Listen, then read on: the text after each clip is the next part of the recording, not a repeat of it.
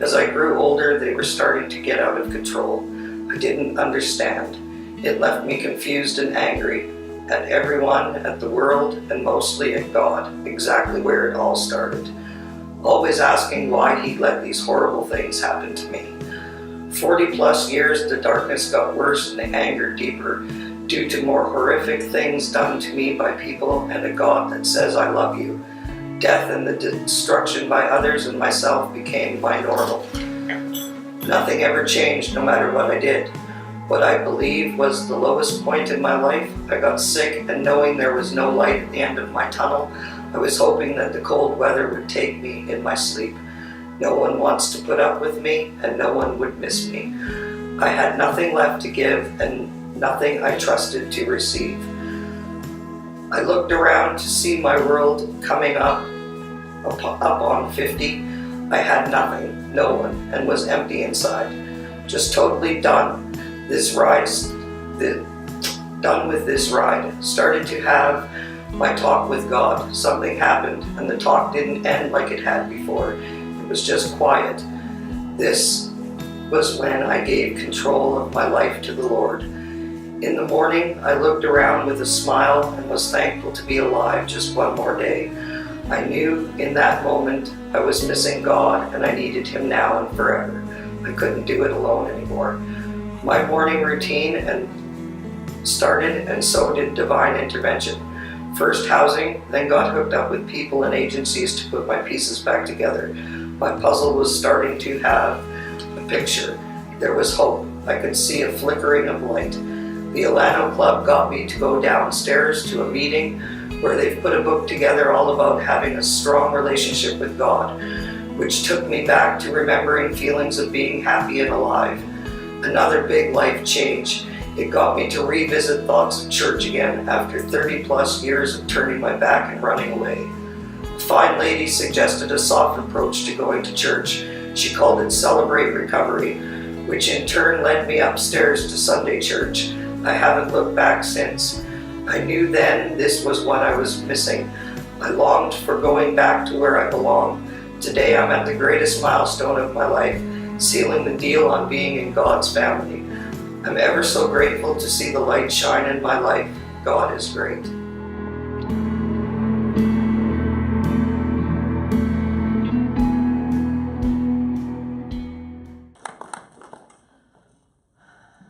Thank you, Susan. My friend Susan, whose story you heard a bit of today, she's an inspiration to me. I believe if you got to know her, she'd be an inspiration to you. And so thank you for allowing us to play a bit of your story this morning. She is. All addiction is pain management. All addiction is pain management. That truth bomb has continued to explode in my brain since I first heard those words spoken by Danielle Strickland. Again, you can look up Danielle Strickland, daniellestrickland.com online, and just see what an inspiration her life is, and how she leads this global charge when it comes to helping marginalized people find freedom. Again, globally, this incredible movement. But what we've recognized in this series, what overarches this series, is that we all have pain. I hate to break this to you, and probably I don't need to break this to you. I mean, frankly, we enter this world with pain, right? A doctor smacks us on the butt, and we start to cry, and there's almost like this continuous experience of going through life and experiencing painful experiences that impact us and cause hurt and pain and hang-ups in our lives. And the question is this: what do you do with your pain?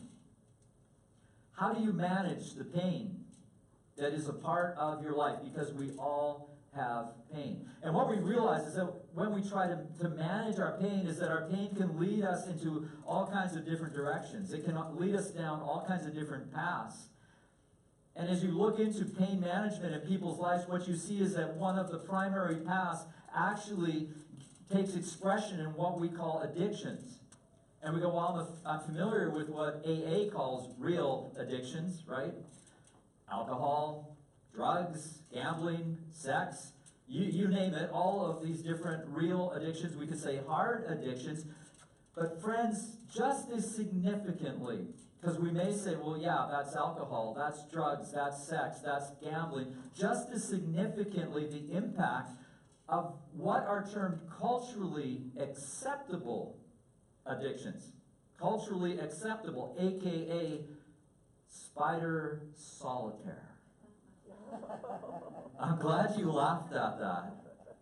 And it's interesting though, isn't it, that we do laugh at our soft addictions, at our culturally acceptable, quotation marks, addictions. I remember my son coming to me one day and saying, Dad, if you put in the time to playing your guitar or your banjo that you put into spider solitaire, you could be like a master musician. And it's kind of like, ugh, yeah. Hey, Adam, it's dinner time. Just a minute. Well, what are you doing? Well, nothing. Nothing. Well, you always know that when you say nothing and you're doing something, that thing isn't a good thing. And let me just put it into better context for you. Perhaps the real context for you to go, okay, I get hard addiction. I get what AA calls real addiction. But this whole thing that you're talking about, soft addiction, what is that, and why is that such an issue? And we talked, last week about, well, you can be a workaholic, you can be an eat-aholic, you can be a spend-aholic, you can be a gossip-aholic, you can be you name it, all of these soft kinds of addictions. But Dr. Judith White nails this when she says soft addictions are an alluring, seductive aspect of our culture. They are easy to attain and socially acceptable. They are even encouraged in many cases. Yet they are lethal to the spirit. Now, she's not a pastor. She's a psychologist. And she says that these soft addictions that we may go, well, yeah, I'm not a hard addict. These socially acceptable addictions are nevertheless lethal to our spirit. That just as we have to call those hard addictions by their name, we have to identify and call out these soft addictions in our lives and recognize the potential of where they can lead us in a friendship, in our careers, in a marriage, with our family, with our kids, you name it. And so last week, as we went through these steps that are a part of the recovery movement, we stopped and we said, okay, here's the starting point. Like, here's the first step for any addict, hard or soft, real or culturally acceptable, that an addict needs to recognize and start at it. And the first step is this. It seems like an oxymoron, really, if you think about it. The first step is this. The first step says, we admitted we were powerless. What? Yeah, we started by admitting we were powerless. Like, that's not culturally acceptable, is it? Powerless? It's like, hey, I have a problem. Got to come up with a solution. I have a problem. I got to find a fix for my problem. What does step one say? Actually, the way we gained power over this was actually by starting and admitting we were powerless, that our lives were unmanageable. This is the first step, where we usually hear expressions like this, that I hit rock bottom. Where everything that I tried to grab, everything that I tried to hold on to, every fix that I could think of, it just kind of fell apart in my hands. And all of my attempts to make something out of this and overcome this just left me with absolutely nothing, destitute. And so this first step challenges us by saying, call it for what it is, identify it for what it is, recognize that you're powerless to overcome this.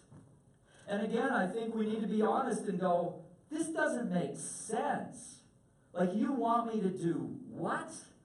That somehow I'm going to get traction over this by recognizing that I have no power over it? Like, come on. Yet remember, thing about the 12 steps of AA, the thing about the 8 steps of Celebrate, or 8 principles of Celebrate Recovery, and all the other recovery steps that we may be familiar with, is that they're 12 steps.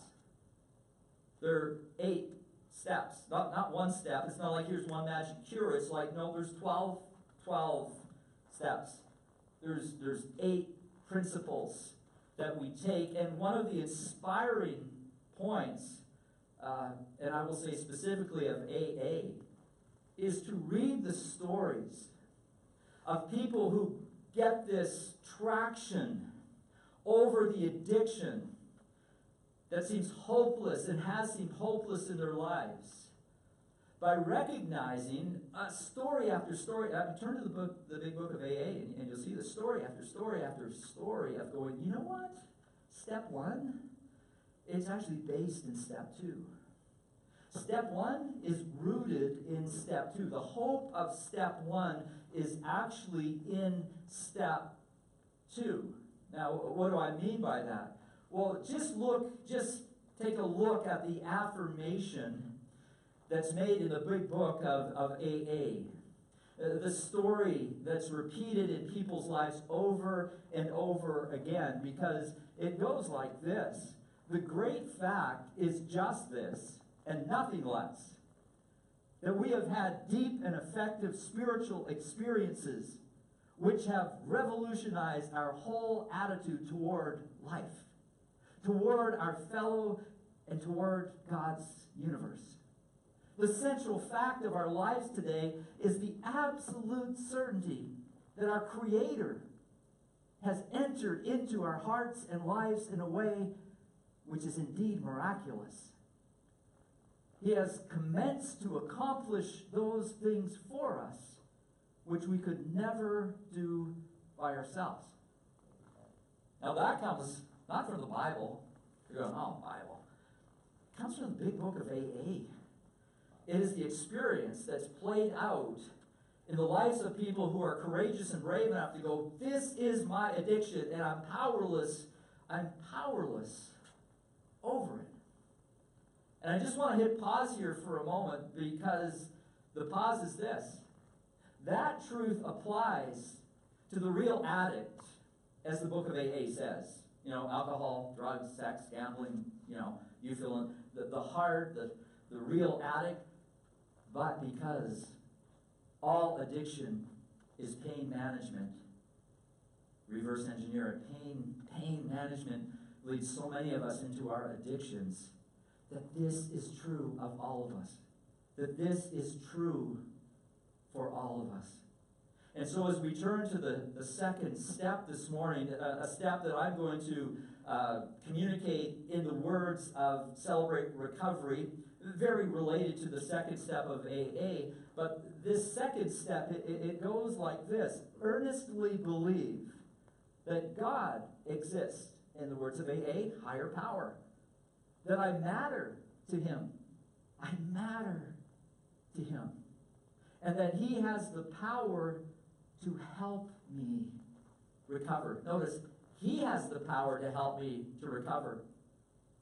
Think about how that informs the first step, where you say, oh, I got to admit I'm powerless. You admit you're powerless because there is a God who has the power. A God who you matter to, who has the power to lead you back to sanity, as the second step of AA goes, to lead you back into the sanity, to give you the power to overcome this addiction that many people may point to you and say, it's hopeless.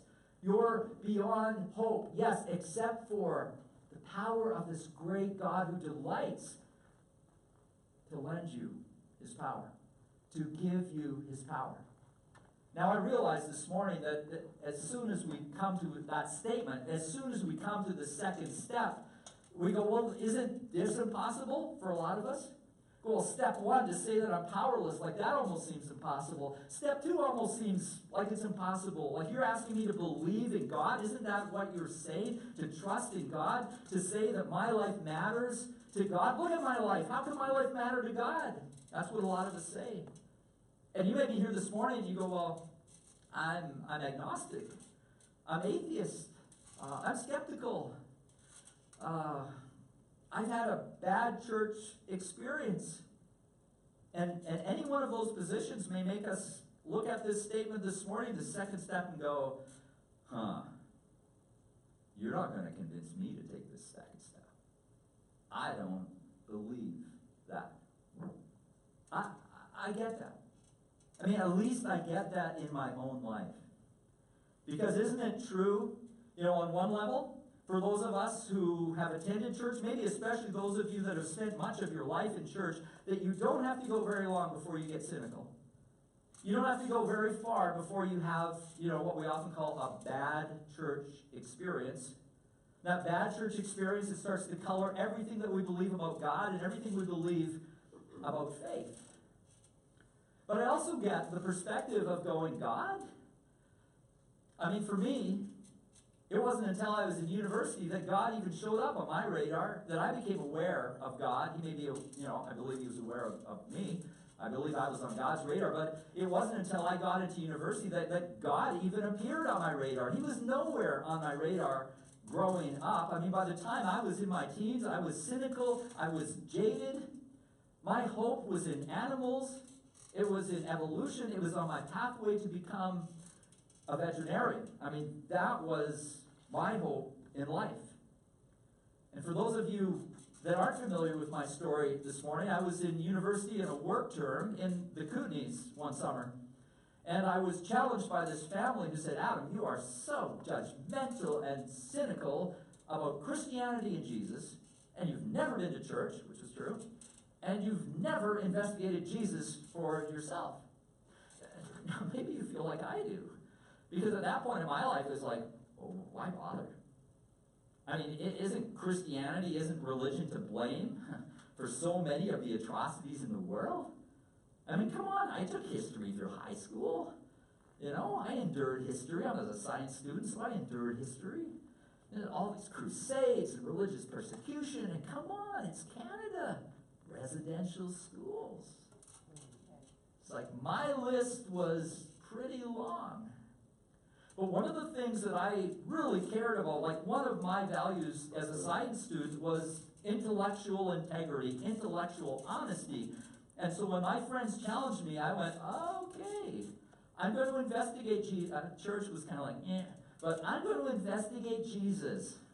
And I opened up really what are biographies about Jesus. You ever read a biography? It's like there are these biographies of Jesus. Matthew, Mark, Luke, and John, these letters that we have. And I began reading these letters, and there were two things specifically that really blew me away. The first thing is this, that these biographies about Jesus were nothing like the myths and the fables and the legends that I was used to from the ancient world. There was all this fact and all this detail, and it was almost like forensic. It's like he went here and he did this, and it was on this day, and these are the circumstances, and this is the destination and the place that he was at. It was like, wow. It's like these guys are actually making a case for the historical authenticity of Jesus, who he was, and what he did. And then there were his followers. Wow. These guys that believed in Jesus, that followed Jesus, that gave their lives for Jesus. And you think about this, I mean, don't we just go up to a incomparably different level when we go from, yeah, I believe that, that's true, yeah, I believe that, to I'm willing to give my life for this. And many of them did. That's what Jesus, the truth of Jesus, meant to them. And then secondly, there was Jesus himself.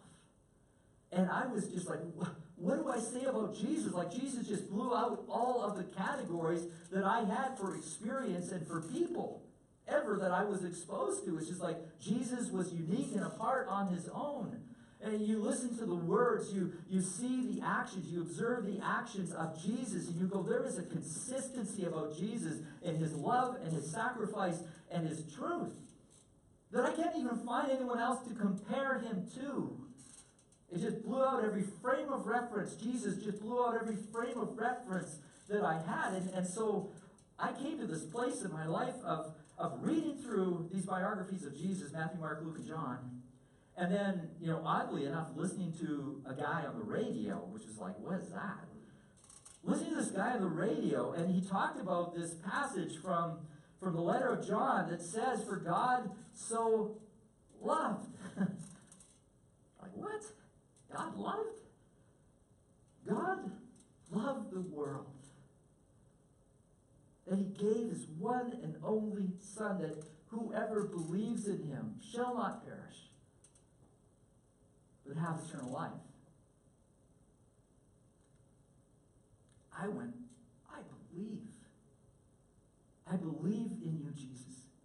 In fact, I felt like at that point it took way more mental gymnastics, to have any kind of intellectual integrity from my perspective. It took way more mental gymnastics to disbelieve than it did to believe in Jesus. And I invited Jesus, as we say, to be my own personal rescuer, Savior, Lord, leader. I said, Jesus, would you forgive me for my self-centered arrogance?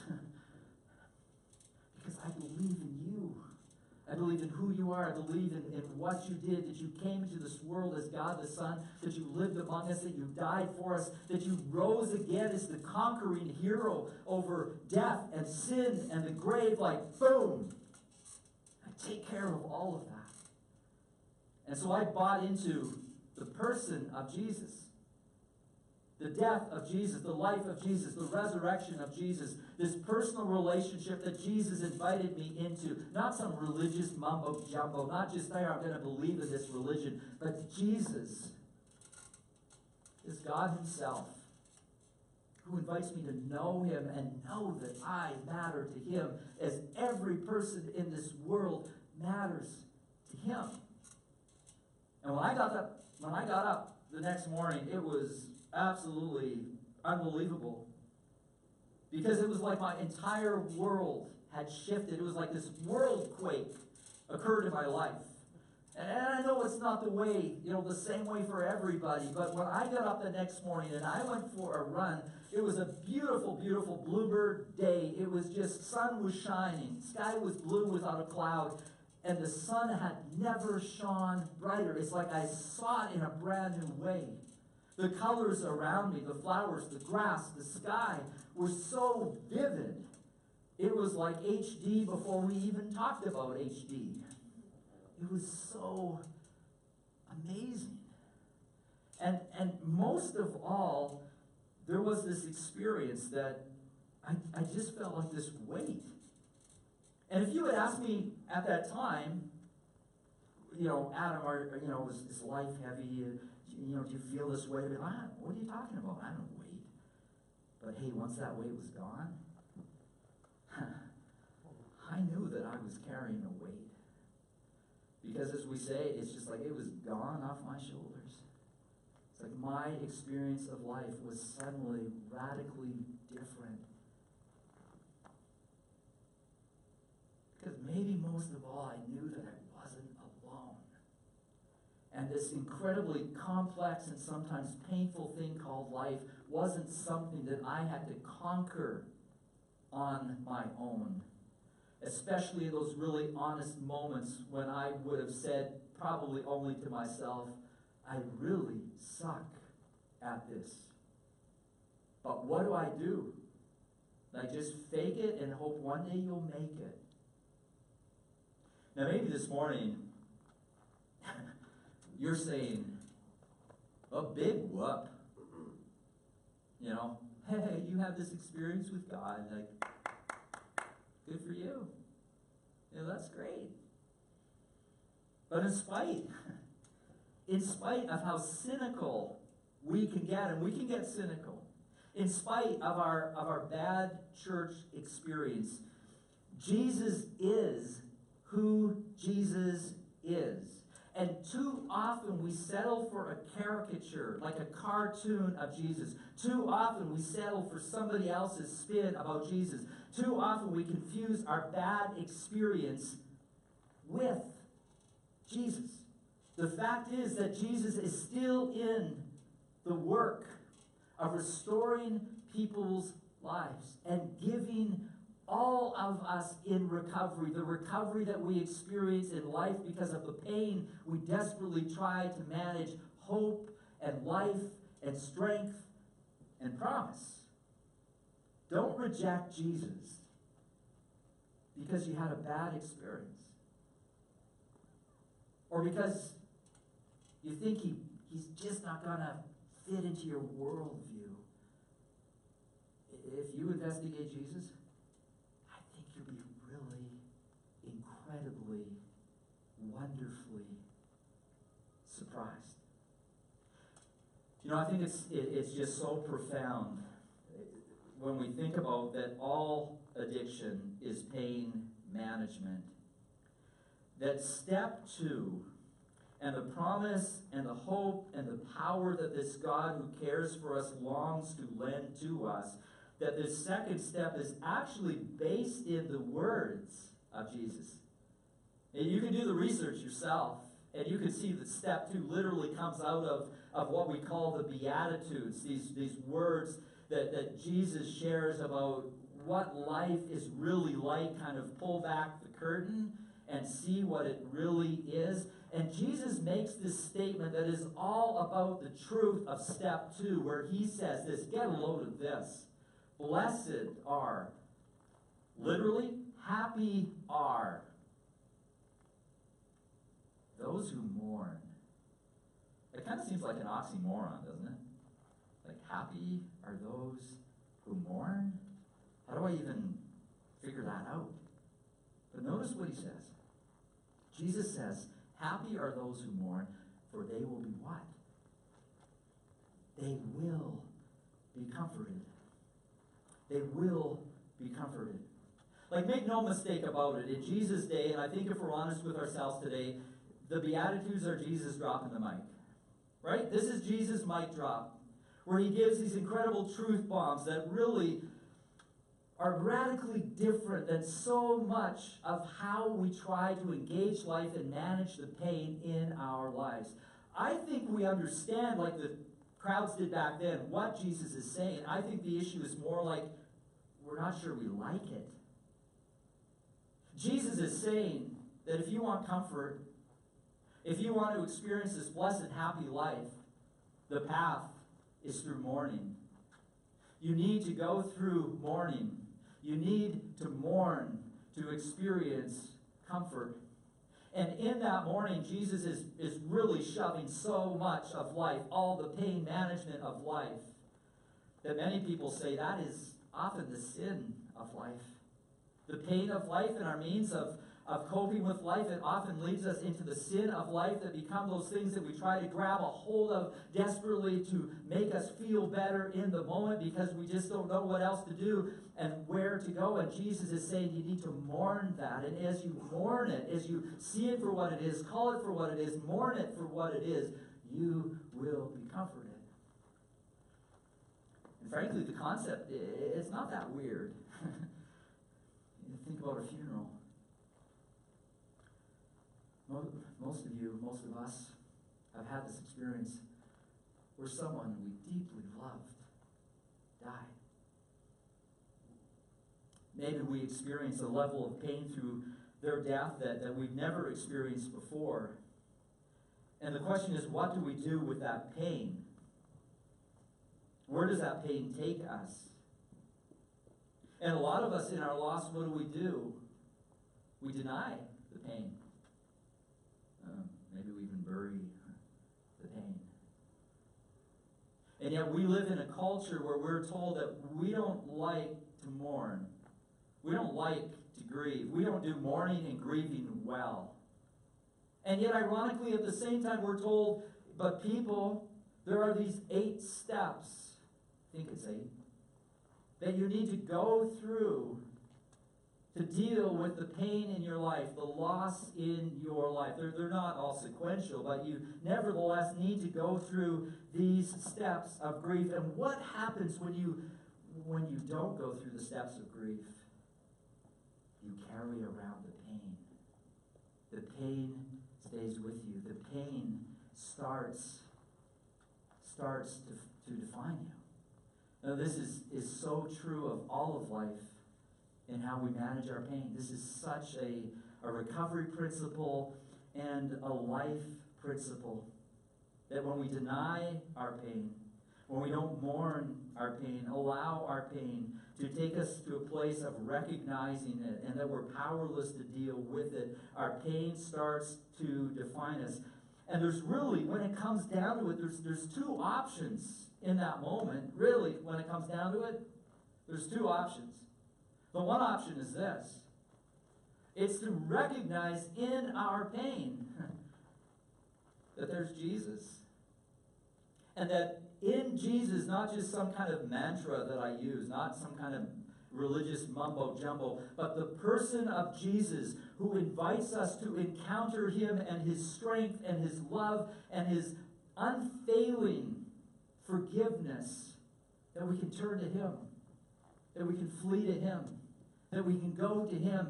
And we recognize, many of us, that this is a daily practice, that this is over and over again, that the pain of my life leads me towards this addiction, whether it's real or culturally acceptable, whether it's hard or whether it's soft. That instead of the pull of that addiction, I intentionally say, Jesus, I can't handle this. It's ruining my life. It's ruining my family. It's ruining my friendships. It's ruining my vocation. It's ruining my marriage. I can't handle it, and so I choose to go into your arms, your wide open arms, and experience your forgiveness and your love.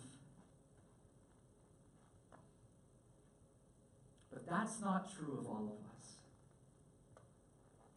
For some of us, as we try to manage the pain in our life, this second step, it is a doozy. Can I give you an invitation today? My invitation is this. What if you acknowledge the possibility today that God both exists and that you deeply matter to him? And that his hope and his love and his promise and his power is most clearly expressed in the person of Jesus. Now, I love the expression by Martin Luther King Jr., when he says this. He says, faith is taking the first step, just the first step, even when you can't see the whole staircase. And I realize that's scary. How many of us go, whoo, I love taking the first step when I can't see the second step? Don't think so. But so many of us around you this morning can tell you this. That this step is so overflowing with hope and promise. And that it leads to this incredible life, this happy, blessed life that Jesus invites us into. And so maybe this morning, if you go, well, that's where I'm at. I'm cynical. I'm jaded. I've kind of seen myself as an atheist or at least an agnostic for much of my life. Maybe this morning, this could be your prayer. Maybe you could start here. And you could say, Jesus, help me take this step. I know I don't always manage the pain in my life in productive or healthy ways. I reach out to you and ask you to give me the faith to take this step. Now, if that prayer gives expression to where you're genuinely at this morning, I want to invite you to pray it with me. You can just do this internally. You don't have to say it out loud. Nobody around you even needs to know you're doing it. But if this is your expression, then I'm going to pray this prayer, and you pray along with me. Jesus, help me to take this step. I know I don't always manage the pain in my life in productive or healthy ways. I reach out to you, and I ask you to give me the faith to take this step. I can assure you that your Heavenly Father heard your prayer. And if you prayed that prayer this morning, I have an opportunity that I'd like to invite you into. We have something that we call Starting Point that is going to be starting up here. Starting Point, starting up. And Starting Point is this non-judgmental place that you can come to with your skepticism, with your doubts, with your questions, so that you can investigate who Jesus is and what it means to know him and to follow him without any pressure whatsoever. If you want to find out more about that, you can go online to our hub, which is wearecitylife.church, or we can even do this the old-fashioned way. You can come and talk to John or myself. We would love to talk with you. If you got questions about it, come and talk to us. But if you're at that place of going, I don't know, this is the place for you. Well, I'd like to invite all of you to come back next week. The band's going to come up and lead us in a moment, but I'd love to invite you to come out next week, because we want to take these steps together. Remember, it's not just one step, we're going into step 3. And the importance of going from believing